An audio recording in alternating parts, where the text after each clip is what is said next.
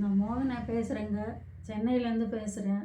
எனக்கு மூட்டு வலி, கை கால் வலி ரொம்ப பிரச்சனையாக இருந்தது 10 வருஷமா.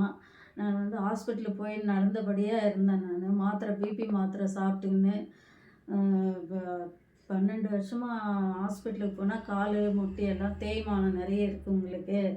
நீங்கள் வந்து ஆப்ரேஷன் பண்ணணும் அப்படின்னு சொல்லி 8 லட்சம் பணம் கூட கேட்டாங்க. அதுக்கெல்லாம் செய்ய முடியாமல் நாங்கள் போகலைங்க. 10 வருஷமாக நான் ரொம்ப அவதிப்பட்டுட்டு இருக்கேன்.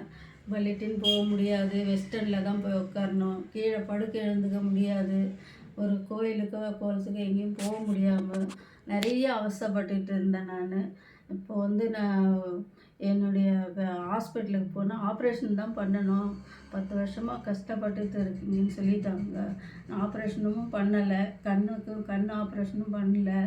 எனக்கு பிபி இருந்தது, ஹார்ட் அட்டாக் கூட வந்துடுச்சு. கர்ப்பப்பை ஆப்ரேஷன் பண்ணணும்னு சொன்னாங்க. எதுவுமே நாங்கள் செய்துக்கல. எதுவும் செய்துக்க முடியாமல் இருந்த நிலமையில நான் இந்த ரெக்ஷா மூட்டு வலி மாத்திரையும் ஜாயிண்ட் கிளியரும் வாங்கி நான் யூஸ் பண்ணின்னு இருக்கிறேன். எனக்கு இப்போ நல்லா இருக்குது.